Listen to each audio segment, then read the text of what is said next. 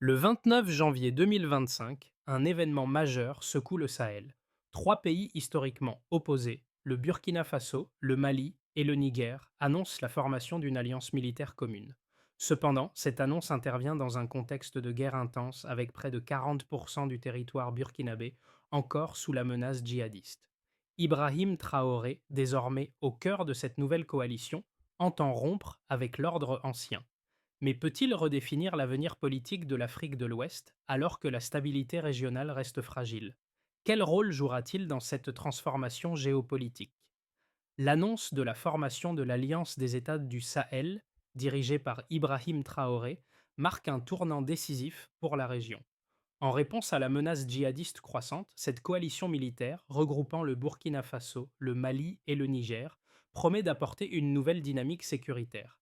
Mais les enjeux sont de taille. L'unification des forces des trois pays offre un potentiel considérable pour lutter efficacement contre le terrorisme. Cependant, les divergences politiques et la domination perçue du Burkina Faso au sein de l'Alliance pourraient fragiliser cette union fragile.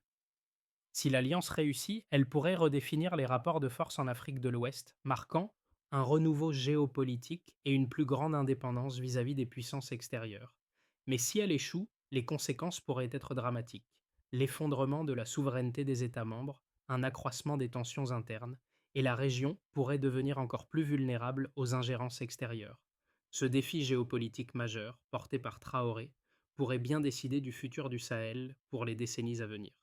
Le 29 janvier 2025, alors que l'alliance militaire entre le Burkina Faso, le Mali et le Niger était annoncée, la situation sur le terrain dans la région demeurait extrêmement précaire. Près de 40% du territoire du Burkina Faso était toujours sous la menace des djihadistes, malgré les efforts militaires individuels des pays concernés. Les attaques djihadistes s'intensifiaient, rendant l'opération conjointe des trois pays indispensable. Ibrahim Traoré, en tant que figure clé de cette coalition, a pris une décision audacieuse: rompre avec la CEDEAO et chercher une nouvelle voie de coopération militaire et diplomatique. Cela a marqué un tournant dans l'approche géopolitique de la région. L'objectif principal de cette alliance est de contrer l'extension des groupes djihadistes, notamment l'EIGS, État islamique dans le Grand Sahara, et le GSIM, groupe de soutien à l'islam et aux musulmans, qui frappent sans relâche à travers les frontières. La réactivité de cette nouvelle coalition est sa force. Les pays impliqués sont désormais capables de coordonner leurs efforts militaires, d'échanger des renseignements en temps réel et de déployer des réponses rapides face à la menace. Cependant, cette coopération militaire naissante fait face à un défi majeur: la gestion des tensions internes. Le Burkina Faso, sous la direction de Traoré, joue un rôle dominant dans l'alliance, ce qui suscite des inquiétudes parmi ses partenaires maliens et nigériens. Les divergences politiques et l'équilibre des pouvoirs sont devenus des enjeux cruciaux pour la pérennité de cette coalition fragile. Les premières opérations conjointes ont montré des résultats tangibles comme la réduction des attaques djihadistes dans certaines zones sensibles, mais la véritable question demeure: cette coopération peut-elle se maintenir à long terme? Ibrahim Traoré, président du Burkina Faso depuis 2022, s'affirme rapidement comme l'architecte principal de l'Alliance des États du Sahel. Dès son accession au pouvoir, il prend des mesures drastiques pour renforcer l'armée burkinabé et restructurer les mécanismes de décision pour faire face à la montée en puissance des groupes djihadistes. Traoré a fait de la souveraineté nationale et de l'autonomie stratégique ses priorités. Dans un contexte de pression sécuritaire, il a pris la décision audacieuse de quitter la CEDEAO, estimant que les alliances traditionnelles n'avaient pas réussi à stopper l'expansion des groupes armés dans la région. Ce virage géopolitique a ouvert la voie à la création de l'Alliance des États du Sahel, qui marque une rupture nette avec l'ordre ancien. Sous sa direction, la force militaire du Burkina Faso a été considérablement renforcée, permettant à l'armée de mener des opérations plus coordonnées et plus efficaces. Les premières victoires ont été notables. Des attaques djihadistes ont été repoussées avec succès, notamment le long de la frontière burkinabé-malienne, là où la menace était la plus élevée. La coopération entre les armées des trois pays a réduit les délais de réponse, augmentant ainsi l'efficacité des opérations militaires. Cependant, cette amélioration rapide a également mis en lumière une question centrale. L'Alliance pourra-t-elle maintenir cette dynamique face à des tensions politiques internes croissantes? Traoré, tout en consolidant sa position en tant que leader régional, doit maintenant faire face au défi de maintenir l'unité au sein de l'Alliance. Les tensions, les tensions sur le partage du pouvoir et la gouvernance au sein de la coalition pourraient être des obstacles majeurs à long terme. L'annonce de l'Alliance des États du Sahel le 29 janvier 2025 a immédiatement créé une onde de choc dans la région et au-delà. Alors que les djihadistes continuaient de frapper sans relâche le Burkina Faso, le Mali et le Niger, les trois pays, jusqu'alors isolés dans leurs combats respectifs, ont décidé de se regrouper pour former une coalition militaire. Cette décision a été dictée par l'urgence sécuritaire, mais elle s'inscrivait également dans une volonté de changement de paradigme géopolitique. Le but était clair: lutter plus efficacement contre les groupes djihadistes tout en affirmant une plus grande souveraineté régionale.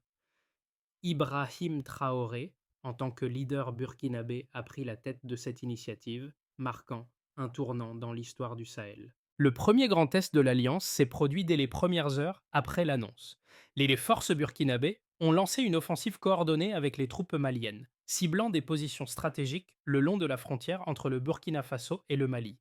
En parallèle, des forces aériennes ont été déployées pour sécuriser les corridors logistiques entre les trois pays. Cette synchronisation des opérations militaires a permis de repousser plusieurs attaques djihadistes, notamment celle du groupe de soutien à l'islam et aux musulmans, GSIM, qui menaçaient des zones clés de la région. Les résultats ont été rapides: une réduction immédiate des attaques dans certaines zones frontalières, ce qui a renforcé la légitimité de l'Alliance. Cependant, cette victoire initiale a révélé les défis internes de la coalition. La question de la domination du Burkina Faso, dirigé par Traoré, a rapidement émergé. Le Mali et le Niger, bien que reconnaissant la nécessité d'une coopération militaire, ont exprimé des préoccupations quant à la centralisation du pouvoir à Ouagadougou. Des tensions internes ont commencé à se manifester, notamment autour de la répartition des ressources et de la prise de décision. Ces tensions ont eu un impact direct sur la coopération entre les armées, rendant chaque opération conjointe plus complexe. Malgré cela, les forces de l'Alliance ont continué à mener des actions militaires coordonnées, avec des succès notables dans la sécurisation de certains axes commerciaux, autrefois constamment attaqués par les groupes djihadistes. Les progrès réalisés ont également eu un impact direct sur la situation humanitaire. Avant la formation de l'Alliance, près de 1,5 million de personnes avaient été déplacées à cause des violences, principalement dans les zones rurales. Cependant, avec la réduction des attaques et l'amélioration de la sécurité, des milliers de personnes ont commencé à retourner dans leurs villages. Des marchés ont rouvert et la vie quotidienne a lentement repris son cours dans certaines zones sécurisées. Cette amélioration, bien que modeste, a offert un sentiment d'espoir aux populations locales qui avaient souffert pendant des années. Mais au-delà des victoires sur le terrain, des défis diplomatiques et géopolitiques majeurs demeuraient. L'implication de puissances extérieures, notamment la Russie et la Chine, a commencé à jouer un rôle de plus en plus important dans la dynamique régionale. Ces puissances ont vu dans l'alliance une opportunité de renforcer leur influence en Afrique de l'Ouest, ce qui a compliqué davantage la situation pour les pays de l'Alliance. La France et d'autres pays occidentaux, quant à eux, ont exprimé des inquiétudes sur les implications géopolitiques de cette rupture avec la CEDEAO et de l'indépendance croissante des pays du Sahel vis-à-vis des anciennes puissances coloniales. L'Alliance des États du Sahel, bien que porteuse de promesses, a ainsi été confrontée à des défis immédiats. Le premier grand test reste la gestion de ces tensions internes. Si Traoré et ses homologues maliens et nigériens parviennent à surmonter ces divergences et à maintenir une coopération solide, l'Alliance pourrait devenir un modèle de résilience pour l'Afrique de l'Ouest. Mais si les divisions internes s'intensifient, l'unité de la coalition pourrait se fragiliser, ce qui compromettrait ses efforts pour stabiliser la région. Les premiers mois de l'Alliance des États du Sahel ont été marqués par des résultats quantifiables significatifs, qui témoignent de l'efficacité de la coopération militaire entre les trois pays. Le premier indicateur clé a été la réduction des attaques djihadistes dans les zones frontalières. Avant la formation de l'Alliance, ces régions étaient particulièrement vulnérables aux attaques de groupes comme l'EIGS, État islamique dans le Grand Sahara, et le GSIM, groupe de soutien à l'islam et aux musulmans. Selon les rapports militaires internes, la coordination des forces des trois pays a permis de réduire les attaques djihadistes de 30% en seulement 6 mois. Cette baisse est attribuée à l'amélioration des réponses rapides grâce à une meilleure collecte de renseignements et à une coopération militaire plus fluide entre les armées burkinabées, maliennes et nigériennes. Un autre indicateur majeur a été la diminution des déplacements internes des populations. Avant l'Alliance, environ 1,5 million de personnes étaient déplacées en raison des violences dans le Sahel. Cependant, avec l'amélioration de la sécurité dans les zones sensibles, le nombre de personnes déplacées a chuté de 20%. Des milliers de familles ont commencé à retourner dans leurs villages et les marchés locaux ont progressivement rouvert, stimulant ainsi l'économie locale. Bien que la situation reste fragile, ce retour progressif à la normalité montre que l'Alliance a eu un impact positif sur la vie des civils, notamment ceux vivant dans les régions les plus touchées par le conflit. La sécurisation des corridors logistiques a également été un succès mesurable. Avant la formation de l'Alliance, les routes commerciales entre le Burkina Faso, le Mali et le Niger étaient fréquemment attaquées par les groupes djihadistes, perturbant gravement les échanges de biens essentiels. Depuis la mise en place de l'Alliance, plusieurs axes stratégiques ont été sécurisés grâce à la coordination des forces armées. Cela a permis une reprise partielle des échanges commerciaux, avec une augmentation de 15% du volume des échanges dans les zones sécurisées. Bien que ces routes restent vulnérables, leur sécurisation partielle a eu un impact significatif sur les communautés locales, facilitant l'approvisionnement en nourriture et en ressources de base. D'un point de vue militaire, la capacité de coordination entre les armées a été améliorée de manière tangible. Avant l'Alliance, les forces de chaque pays agissaient de manière isolée, ce qui ralentissait les interventions et permettait aux groupes djihadistes de mener des attaques simultanées sur plusieurs fronts. Aujourd'hui, grâce à la fusion des bases de données de renseignement et à l'échange en temps réel d'informations, les forces de l'Alliance peuvent répondre en moins de 24 heures aux menaces.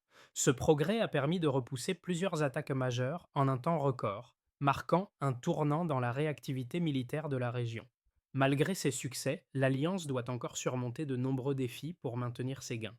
La coordination militaire, bien qu'améliorée, reste fragile en raison des tensions politiques internes. De plus, la pression des puissances extérieures, comme la France et la Russie, risque d'influencer les décisions stratégiques prises par les pays de l'Alliance. Toutefois, les résultats obtenus jusqu'à présent offrent des preuves solides de la viabilité de cette coopération renforcée, tant sur le plan sécuritaire qu'économique. L'Alliance des États du Sahel, bien qu'elle ait produit des résultats positifs sur le terrain, suscite également un débat sur sa viabilité à long terme. D'un côté, certains soutiennent que cette coalition représente la seule réponse efficace face à la menace djihadiste croissante dans la région. Avant sa formation, le Burkina Faso, le Mali et le Niger étaient confrontés à des attaques simultanées qui fragilisaient chaque pays individuellement. L'unification des forces militaires a permis d'accélérer les réponses et de coordonner les efforts de manière plus efficace. Les premiers succès, comme la réduction de 30% des attaques et la baisse de 20% des déplacements internes, témoignent du potentiel de l'Alliance. Ces résultats sont un signe clair que la coopération renforcée peut avoir un impact tangible sur la sécurité de la région. En outre, cette alliance pourrait servir de modèle pour d'autres régions d'Afrique confrontées à des défis similaires, offrant un cadre de coopération qui repose sur la solidarité régionale plutôt que sur des partenariats externes. D'un autre côté, des scepticismes subsistent, notamment dans ce qui concerne la durabilité de cette union. L'État. Les tensions politiques internes, principalement dues à la domination du Burkina Faso sous la direction de Traoré, pourraient fragiliser l'alliance à long terme. Le Mali et le Niger, bien qu'ils reconnaissent la nécessité de travailler ensemble, ont exprimé des préoccupations concernant la centralisation du pouvoir. Le Burkina Faso semble dominer la coalition, ce qui peut engendrer des frustrations chez les autres membres. Ces divergences politiques risquent de créer des fissures dans la coopération, surtout si elles ne sont pas gérées de manière équitable. La question centrale reste: l'Alliance pourra-t-elle maintenir sa cohésion face à ces tensions? Si l'unité se fragmente, cela pourrait compromettre les progrès réalisés jusqu'à présent et permettre aux groupes djihadistes de regagner du terrain. Un autre défi réside dans l'implication croissante des puissances extérieures, notamment la Russie et la Chine, qui cherchent à accroître leur influence dans la région. Bien que ces partenariats puissent offrir un soutien militaire et économique, ils risquent également de compliquer la situation géopolitique en introduisant de nouvelles tensions. Les pays occidentaux, quant à eux, exercent une pression croissante sur l'Alliance, notamment en raison du retrait de la CDO.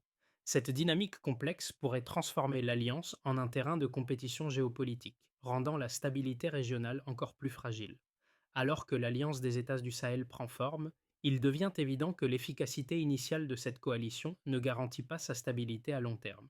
Malgré les succès sur le terrain, comme la réduction des attaques djihadistes et la sécurisation de certains corridors logistiques, des fractures internes commencent à se faire sentir. La domination du Burkina Faso, dirigée par Ibrahim Traoré, a créé des tensions politiques avec le Mali et le Niger, qui craignent une hiérarchisation des responsabilités. Ces tensions, bien que limitées à ce stade, risquent de miner la cohésion de l'Alliance à mesure que la situation géopolitique évolue. Cependant, au-delà des divergences politiques, un autre facteur clé influence la dynamique de l'Alliance: les pressions externes. Les puissances comme la Russie et la Chine commencent à s'impliquer dans la région, offrant des soutiens militaires et économiques. Cette implication pourrait bien bouleverser les rapports de force, en particulier si les puissances occidentales, dont la France, réagissent donc négativement à ce réalignement stratégique. Si l'Alliance parvient à naviguer entre ces influences extérieures tout en consolidant sa cohésion interne, elle pourrait effectivement redéfinir l'avenir du Sahel. Mais cette tâche ne sera pas facile. Les résultats obtenus par l'Alliance des États du Sahel sont tangibles, mais les véritables impacts se mesurent au-delà des statistiques militaires et sécuritaires. La réduction de 30% des attaques djihadistes dans les zones frontalières du Burkina Faso, du Mali et du Niger est sans aucun doute un succès important. Toutefois, les bénéfices réels de cette coopération militaire se manifestent également dans les domaines humanitaires et économiques. Les populations locales, qui ont vécu sous la menace constante des groupes armés, commencent à ressentir un retour à une forme de normalité. Des villages autrefois désertés par les civils commencent à se peupler à nouveau, et des marchés locaux ont rouvert. Bien que cette reprise soit encore fragile, elle offre un espoir tangible aux habitants de ces régions dévastées par la guerre. Sur le plan économique, la sécurisation des corridors logistiques a permis de relancer des échanges commerciaux entre les trois pays. Avant la formation de l'Alliance, ces routes étaient fréquemment attaquées par les djihadistes, ce qui perturbait gravement l'approvisionnement en ressources essentielles. Aujourd'hui, grâce aux patrouilles mixtes et à une surveillance accrue, ces routes sont en grande partie sécurisées et le volume des échanges commerciaux a augmenté de 15% dans les zones concernées. Bien que ces progrès ne soient pas spectaculaires, ils marquent un tournant dans l'économie de la région, qui se rétablit lentement après des années de perturbations. Cependant, ces progrès ne sont pas garantis. Les tensions politiques internes, notamment entre le Burkina Faso et ses voisins, persistent et pourraient bien remettre en cause ses gains. La domination du Burkina Faso dans l'Alliance a provoqué des frictions, et la question de la répartition équitable du pouvoir au sein de la coalition reste sans réponse. Si ces tensions ne sont pas résolues, l'unité de l'Alliance pourrait se fragiliser, mettant en péril les avancées sécuritaires et économiques obtenues. Les divergences internes entre les membres de l'Alliance risquent de devenir un point de rupture si elles ne sont pas gérées avec soin. En parallèle, la pression géopolitique extérieure ajoute une couche supplémentaire de complexité. L'implication croissante de la Russie et de la Chine dans la région, par le biais de soutiens économiques et militaires, modifie les équilibres régionaux. Alors que certains pays voient dans cette coopération un moyen de se libérer de l'influence occidentale, d'autres craignent que ces puissances ne cherchent à instaurer une nouvelle forme de domination. Les puissances occidentales, notamment la France, ont exprimé des préoccupations quant à l'indépendance croissante des États du Sahel vis-à-vis des organisations comme la CEDEAO, et cela pourrait affecter les relations diplomatiques et économiques. Malgré ces défis, les premiers résultats de l'Alliance montrent qu'une coopération régionale renforcée peut avoir des effets positifs sur la sécurité, l'économie et la vie quotidienne des populations. Toutefois, pour qu'elle devienne un modèle de stabilité durable, il faudra que les membres de l'Alliance surmontent les tensions internes et qu'il trouve un équilibre entre souveraineté nationale et coopération intergouvernementale. Si ces conditions sont réunies, l'Alliance des États du Sahel pourrait effectivement transformer la région, offrant un avenir plus stable et plus prospère. À mesure que l'Alliance des États du Sahel évolue, plusieurs scénarios pour les 6 à 12 prochains mois se dessinent. Ces scénarios dépendent largement de la capacité de l'Alliance à surmonter ses fractures internes, à gérer les influences extérieures et à maintenir l'unité face à la menace djihadiste. Le premier scénario envisage un scénario de base, celui d'une stabilité fragile. Si l'Alliance parvient à gérer les tensions internes, notamment entre le Burkina Faso, le Mali et le Niger, et à maintenir une coopération efficace, la situation pourrait se stabiliser progressivement. Les attaques djihadistes continueraient de diminuer, et les zones sécurisées verraient une reprise de l'activité économique, bien que ces gains restent fragiles. Cependant, les divergences politiques risquent de persister, notamment sur la répartition du pouvoir et des ressources. Les pays membres de l'Alliance devront naviguer entre la souveraineté nationale et les exigences de coopération. Les relations avec les puissances extérieures, notamment la Russie et la Chine, se renforceront probablement, tandis que les pays occidentaux pourraient exercer des pressions pour réorienter l'Alliance vers des relations plus proches avec l'Occident. Ce scénario laisse entrevoir une région plus stable, mais avec des défis géopolitiques et politiques importants à surmonter. Le deuxième scénario, plus optimiste, est celui d'une consolidation et montée en puissance. Dans ce scénario, les tensions internes diminuent grâce à des compromis politiques et l'Alliance parvient à mieux gérer la répartition des responsabilités. Le Burkina Faso, bien que dominant, accorde plus de flexibilité au Mali et au Niger, permettant ainsi une coopération plus équilibrée. Les attaques djihadistes continuent de baisser, atteignant une réduction de 40% à 50% dans les zones les plus touchées. L'économie régionale redémarre plus rapidement grâce à la sécurisation accrue des corridors logistiques et les investissements étrangers, notamment de la part des puissances extérieures comme la Russie et la Chine, renforcent l'infrastructure militaire et économique. Dans ce scénario, l'Alliance pourrait devenir un modèle de coopération régionale, marquant un tournant dans l'histoire de l'Afrique de l'Ouest. La stabilité durable semble possible si les tensions internes sont résolues et que l'Alliance parvient à naviguer avec succès entre les influences extérieures. Enfin, le troisième scénario envisage une rupture lente et une instabilité croissante. Si les tensions politiques internes ne sont pas résolues, l'Alliance pourrait se fragiliser, entraînant une hausse des divergences entre les pays membres. Le Burkina Faso, dominant dans l'Alliance, pourrait être perçu comme un acteur autoritaire, ce qui pourrait mener à des ruptures diplomatiques ou même à des conflits internes. Les attaques djihadistes pourraient augmenter à nouveau en raison de la diminution de la coopération militaire, et les tensions géopolitiques pourraient se renforcer, notamment à cause des pressions exercées par les puissances occidentales. L'instabilité pourrait provoquer une recrudescence des déplacements internes, et les gains économiques réalisés seraient rapidement effacés. Les puissances extérieures, comme la France, pourraient accentuer leur pression, tandis que les interventions militaires de puissances comme la Russie et la Chine pourraient transformer l'alliance en un terrain de compétition géopolitique, ce qui compliquerait encore davantage la situation. Chaque scénario dépendra de la capacité de l'alliance à maintenir sa cohésion, à gérer ses divergences internes et à naviguer entre les pressions géopolitiques. L'avenir de l'Alliance des États du Sahel est donc incertain, mais les mois à venir seront décisifs pour déterminer quel chemin la région prendra. L'Alliance des États du Sahel représente bien plus qu'une simple coopération militaire entre trois pays en guerre contre le terrorisme. C'est un point tournant pour l'avenir de la région, et pour les habitants du Sahel, cela pourrait signifier un avenir plus stable, mais cela dépendra des choix que feront les leaders des pays concernés.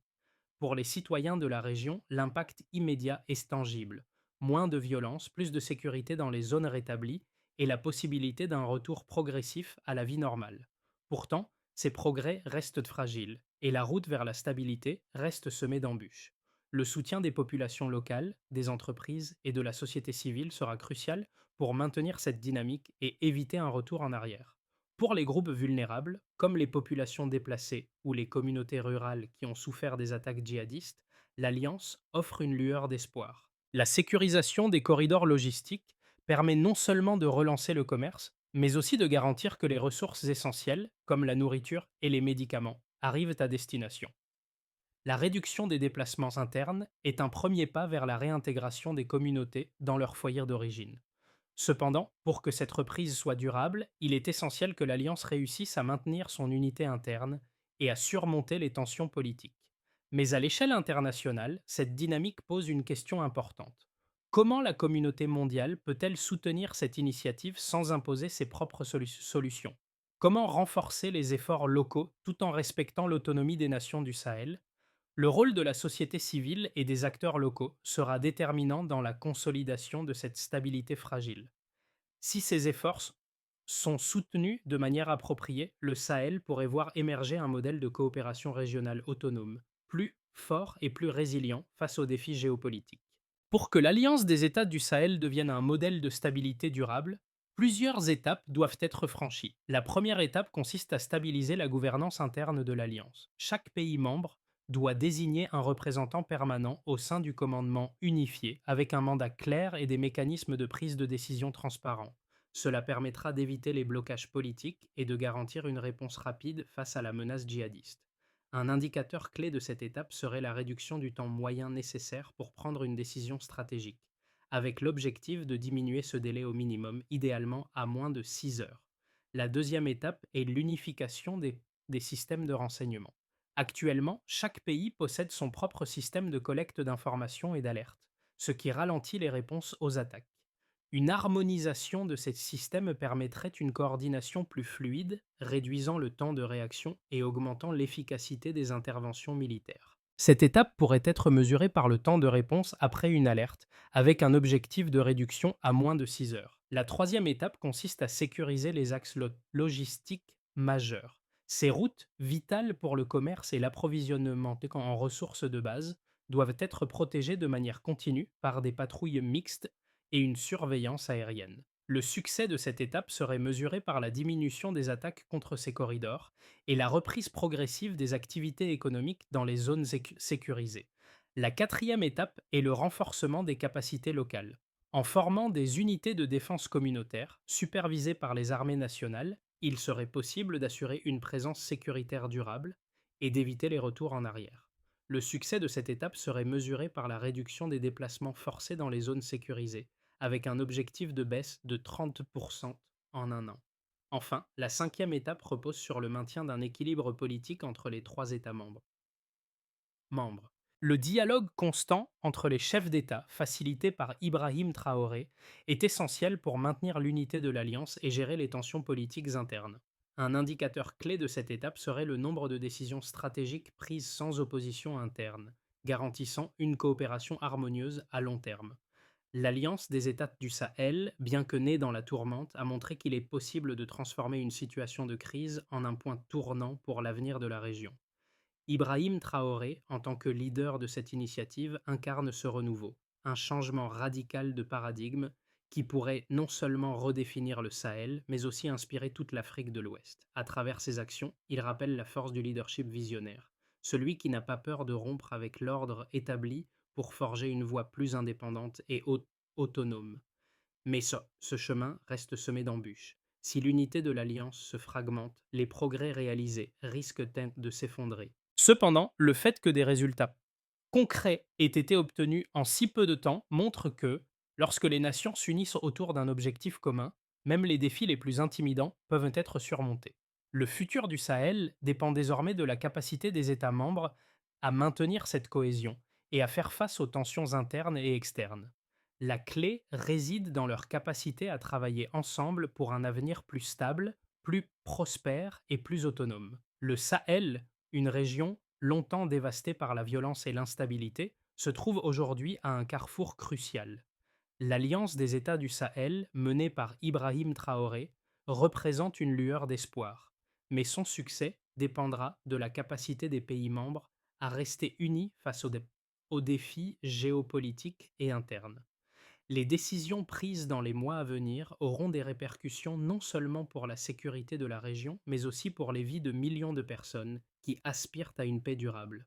À nous, en tant qu'observateurs internationaux et citoyens du monde, de soutenir cette transition. Comment pouvons-nous contribuer à la stabilité du Sahel sans imposer de solutions extérieures? Quelles actions pouvons-nous entreprendre pour garantir que l'Alliance reste fidèle à ses objectifs et qu'elle répond aux besoins réels des populations locales?